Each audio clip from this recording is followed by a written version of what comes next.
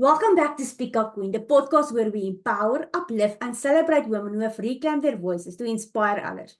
Today, we are honored to welcome the incredible Tasha Wilson, also known as the Messenger of Hope, to the show.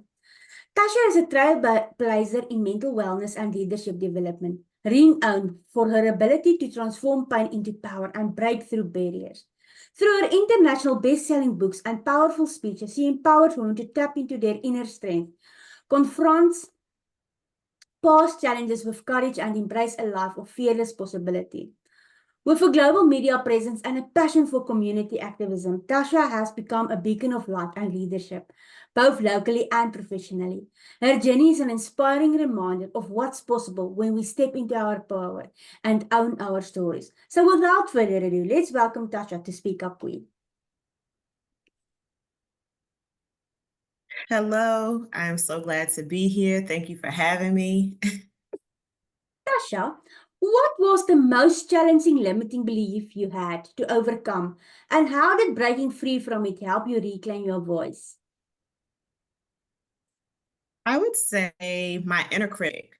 I was so accustomed to things going well in my life, always, waiting for the other shoe to fall or the curtain pulled back, if you will. Things would go good temporarily, and then I would reach a dead end or um, something painful would occur. I would experience loss a lot early on in my adolescent years.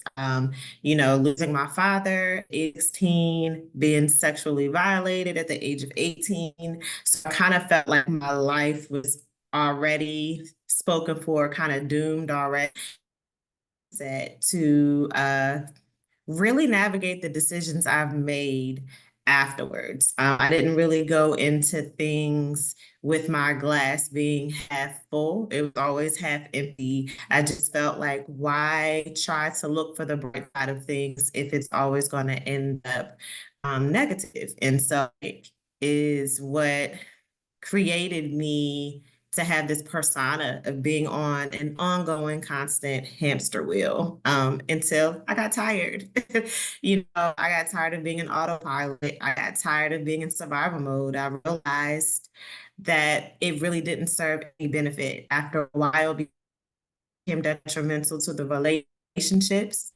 that I had in my life, platonic and romantic. It became detrimental, that I were a part of. And so I realized that if I wanted things around me to change, I had to change the things within me first.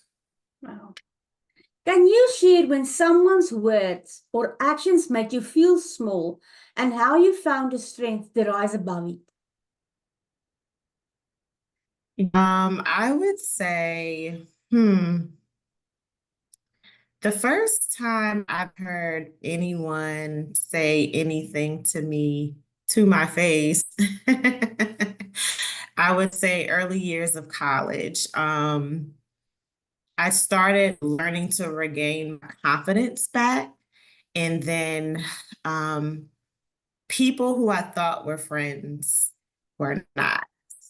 They were more so connected to the illusion of who I am, and the things that I kind of contribute to that friendship. So, I was the asset, they were the liability. And I just remember that it was something that I could not do for them in that moment. And I had to prioritize something that was important to me. And they told me that, who I am wasn't valuable and our friendship wasn't really worth it. And so I realized in that moment, it made me question everything. It was just like, are these the type of friendships that I want, that are more transactional, or do I really want something that's reciprocal? And so realizing that being a giver, that I also have to have boundaries. And that was something that I lacked after going through trauma. And so I had to do some inner work, do some self-reflection, like, why do people think it's okay to treat me a certain way, or why do I tolerate certain things? Like, is there a limit? How can I still be my most authentic self, but still say, hey, I have to prioritize myself. I have to prioritize my needs. I have to be the healthy, best version of myself. I can't give to you something I'm unwilling to give to myself. What safety resources, spaces, or tools have most impacted your healing journey? Journaling is one thing. It was something I've always done, even through childhood, able to really reflect and dump all of my thoughts onto paper. And going back and kind of rereading the things that I had written so that way I can also see the progress that I've made. I would also say therapy. As I got older, with the things that were going on in my life, I spoke with a grief counselor and really started to unpack and address everything that I was feeling associated with coping with the loss of my father. And then also understanding that a lot of my relationships mirrored the fact of I was afraid that people would leave because that was something I experienced. And so learning how to create healthier dynamics with people and not become so attached. Um, I would also say, even now, like I don't necessarily speak with a grief counselor, but just an ongoing therapist with any transition in life that I experience, whether it's a new job, whether it's relocating. I just try to be preventive like I do with everything else with, my physical health. I'll also prioritize that, my spiritual health as well.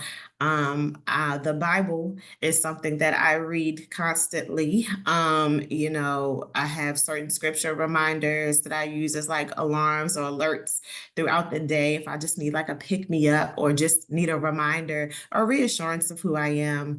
And I'm also mindful of the things I entertain, what I watch on TV, the conversations I hear. I just always try to be very intuitive and very mindful of what I allow myself to digest. What was the first step you took from feeling silence to finding your voice, and how did that step change your life? For me, stepping outside of my comfort zone. So for someone who was always, hiding in the shadows or staying in the background, just, giving other people an opportunity to step forward. Like I would have the ideas, but I would just allow other people to execute it, to do things in reverse. I said, you know what? In order for people to really understand me and understand my story, I have to be the one to speak up about it. And so I started talking. I started looking for community organizations. And I was like, okay, who has like a mission that's tailored to what needs, and looking for community, and so what I did, I reached out to these organizations. I told them I have a story to tell. I'm interested in being a part of what they have going on. And then I also started writing books and publishing them. And, a lot of people are like, we always known her to be so reserved and so quiet. And now it's like she's telling it all, but she's telling it in a tactful way to help inspire and empower others. And so I thought would just be like a one-time thing, ended up turning into 5 books later, and of like other publications. So yeah, it's really exciting. And then knowing that the way that my books help heal others, it really just reinforced and reignited that I am doing what I'm destined to do. What's one powerful lesson you've learned about self-worth, and how do you carry it with you as you continue to grow and inspire others? I would say this is something I tell myself constantly. Um, your voice has value. Your life has meaning. Embrace the greatness within. And so when I say myself constantly, I believe it. And so I act on it. And so it just reminds me that I am capable of doing whatever it is I put my mind to, and that the only limitation I have is me. And so if I get in my own way, then I allow myself to become stuck. I can't get past that barrier. Knowing how to get up, wake up, move around, do what it is to change my life than others. But when I remind myself that my voice has value, my life has meaning, it reminds me the significance of why I was born, why I am here, the people that I am called to impact and serve and empower.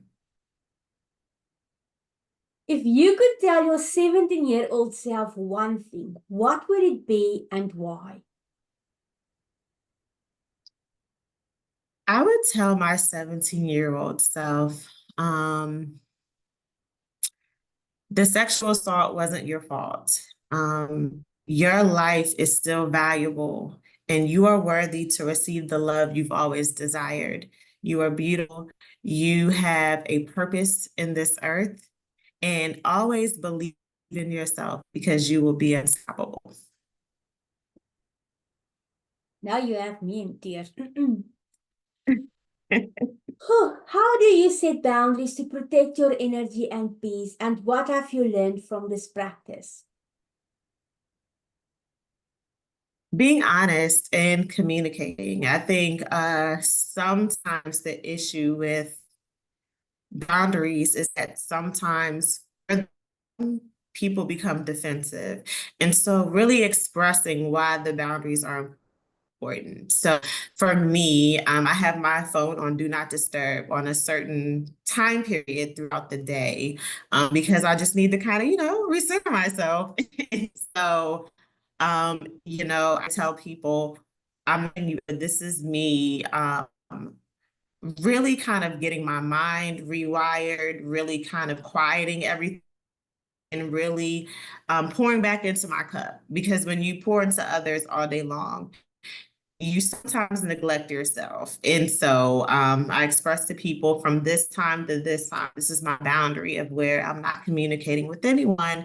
And it's not just you, it's not a personal attack, but this is a way to kind of safeguard my ability of being a giver and my access. I think sometimes when you are the balance, they don't understand how tiring it can be, right? And then as a giver, it can be difficult to say no. And so that boundary is a protective measure to, one, not only protect me, but to also strengthen the dynamic I have with other people. So I always say my boundaries are just a way for me to make sure that I'm equipped and fully empowered to be fully available to you when you need me. So, communication. Wow. How do you stay grounded when challenges come up now compared to before? Oh, now I Mhm. take a step back and I assess everything that's going on. Before I would just, immediately react. Now I thoughtfully respond. And so I assess everything like, how did I contribute to the situation? What is exactly going on? What are the facts? Instead of, what am I assuming? And then after really evaluating and assessing what's going on, I think of practically how can I respond in a manner that not only am I being heard, but I'm being heard clearly, and the person can receive what I'm saying versus, placing blame or pointing fingers and things like that, but also taking ownership of my role as well, in whatever it is that's going on. How do you define thriving today, and what mindset shifts or practices help you embrace that definition? I love it. For me, thriving today is just really living every day with a fresh perspective, knowing that each day is a gift. I always allow myself the opportunity to be surprised in a good way. I always say that every day is like a surprise. You never know what gift you're going to receive. You never know what blessing you're going to encounter. And so when you're thriving, it's glowing from the inside out. It's just really being your most authentic self.